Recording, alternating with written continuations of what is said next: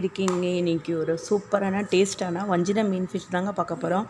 So ஃபிஷ்லேயே பார்த்தீங்கன்னா மீனில் வந்து நிறைய டைப் ஆஃப் ஃபிஷ் இருக்குது. ஸோ அதில் ஒரு டேஸ்டியான ஃபிஷ் வகை தான் இன்றைக்கி உங்க கூட ஷேர் பண்ண போகிறோம். ஸோ வாங்க இது எந்த மெத்தடில் செய்கிறேன்னு சொல்லி கிச்சனுக்குள்ளார போயிடலாம்.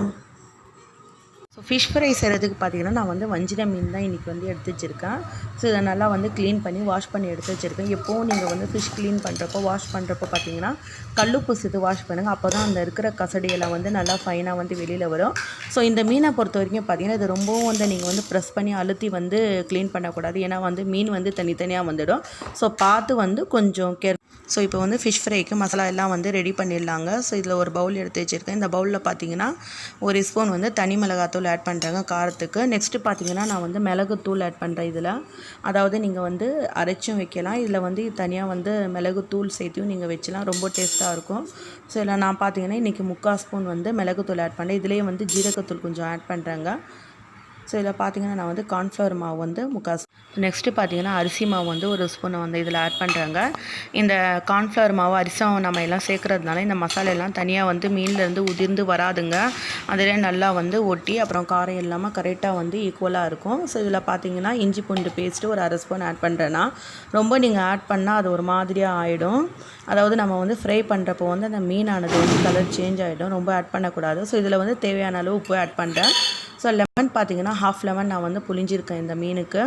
ஸோ நம்ம வந்து லெமன் வந்து ஆட் பண்ணுறதால அந்த எல்லா அந்த காரம் புளிப்பு எல்லாமே வந்து அந்த அரோமாவோட சேர்ந்து நல்லா வந்து டேஸ்ட்டு கொடுக்கும். ஸோ இதில் வந்து இதெல்லாம் மசால் கலக்கிறதுக்கு கொஞ்சம் வந்து தண்ணி ஆட் பண்ணுறேன்னா ஸோ ரொம்ப ஆட் பண்ணக்கூடாது. ஏன்னா ஆல்ரெடி நம்ம வந்து லெமன் ஆட் பண்ணுறோம்.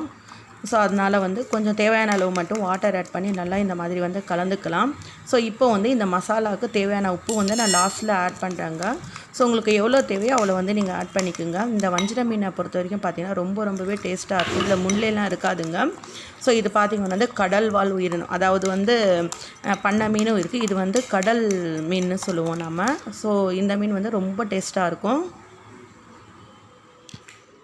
ஸோ இப்போ பாருங்கள் அந்த மசாலாவோட மீனெல்லாம் எடுத்து நான் வந்து தனித்தனியாக வந்து செப்ரேட்டாக தான் நான் வந்து மசால் வந்து இதில் ஆட் பண்ணுறேங்க. ஸோ நம்ம வந்து ஒட்டு மொத்தமாக அப்படியே வந்து மீன் மேலே போட்டதால் மசாலா எல்லாம் வந்து அங்கங்கே கொஞ்சம் கொஞ்சமாக இருக்கும். ஸோ சரியான வந்து இது இருக்காது.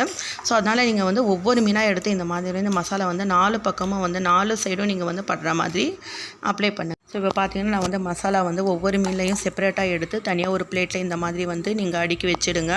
ஸோ இது ஒரு 1/2 hour வந்து நல்லா இந்த மசாலாவோட இந்த மீன் ஊறட்டும். அப்போ தான் வந்து நம்ம ஃப்ரை பண்ணுறப்போ டேஸ்ட்டு உப்பு காரம் எல்லாமே வந்து நல்லா கலைனா ஈவனாக இருக்குங்க. ஸோ எப்போவும் நீங்கள் மசால் வந்து தடவுறப்போ கையாலேயே நீங்கள் வந்து தடவுங்க. அப்போ தான் வந்து 4 பக்கமும் அந்த 4 சைடும் நல்லா ஈவனாக இருக்கும். இப்போ இந்த மாதிரி ஒரு மூடி போட்டு ஒரு 1/2 hour நல்லா வந்து இது ஊடுறதுக்கு விட்டுடலாம். அதுக்கப்புறம் ஃப்ரை பண்ணலாம். ஸோ இப்போ வந்து 1/2 hour ஆகிடுச்சு. நம்ம வந்து இப்போ ஃப்ரை பண்ணி எடுத்துடலாம். ஒரு பேன் வச்சு நான் தேவையான அளவு ஆயில் ஆட் பண்ணியிருக்கேன். ஷேலோ ஃப்ரை தான் நான் பண்ண போகிறேன். ஸோ வந்து கொஞ்சம் ஆயில் தான் ஆட் பண்ணியிருக்கேன் இதில். இப்போ பார்த்தீங்கன்னா ஆயில் ஹீட் ஆகிடுச்சு. இப்போ வந்து ஒவ்வொரு மீனாக எடுத்து நம்ம வந்து ஃப்ரை பண்ணி எடுத்துடலாம். இந்த வஞ்சிர மீனை பொறுத்த வரைக்கும் இதில் முள்ளே எடுக்காதுங்க. நடு முள் மட்டும்தான் வந்து பெரிய முள்ளாக இருக்கும். ஸோ இது ரொம்பவும் டேஸ்ட்டாக இருக்கும். சில்ட்ரன்ஸ் எல்லாம் ரொம்ப லைக் பண்ணி சாப்பிடுவாங்க. ஆல்மோஸ்ட் என்னோடய வீட்டில் வந்து அதிகமாக இந்த மீன் மட்டும்தான் நம்ம வாங்குவோம். ஸோ மீதி போனால் வந்து கட்லா வாங்குவோம். இது 2 மீன் தான் அதிகமாக வாங்குவோம். மீனை பொறுத்த வரைக்கும் பார்த்தீங்கன்னா சில்ட்ரன்ஸ்க்கு வந்து ரொம்பவே தாராளமாக நீங்கள் வந்து இதில் உங்கள் சில்ட்ரன்ஸ்க்கு என்ன வந்து இன்டேக்காக கொடுக்கலாம் நீங்கள். ஸோ இப்போ வந்து ஒரு சைடு நல்லா வந்து ஃப்ரை ஆகிடுச்சு. அந்த சைடு நம்ம வந்து டர்ன் பண்ணிடலாம். ஸோ எப்போ நீங்கள் வந்து ஃபிஷ் ஃப்ரை பண்ணாலும் ஃப்ளேம் பார்த்தீங்கன்னா மீடியம்லேயே வச்சு பண்ணுங்கள். அப்போ தான் வந்து உள்ளாரையும் நல்லா வெந்து வரும், மேலேயும் நல்லா வந்து கிறிஸ்பினஸாக இருக்கும். நீங்கள் அதிகமாக ஃப்ளேம் வச்சிங்கன்னா மேலே நல்லா வந்து கிறிஸ்பினஸ் ஆகிடும், உள்ளார வந்து அப்படியே ஒரு மாதிரியாக இருக்கும். ஸோ சில்ட்ரன்ஸ் லைக் பண்ண மாட்டாங்க. ஸோ இந்த மாதிரி நீங்கள் வந்து பொறுமையாக எப்போவும் வந்து ஃபிஷ் ஃப்ரை பண்ணுறப்போ பொறுமையாக இருந்து பண்ணால் தான் ரொம்ப நல்லாயிருக்கும். இந்த ஃபிஷ் ஃப்ரை பார்த்தீங்கன்னா வஞ்சிரம் வந்து ரொம்ப டேஸ்ட்டாக இருக்குங்க.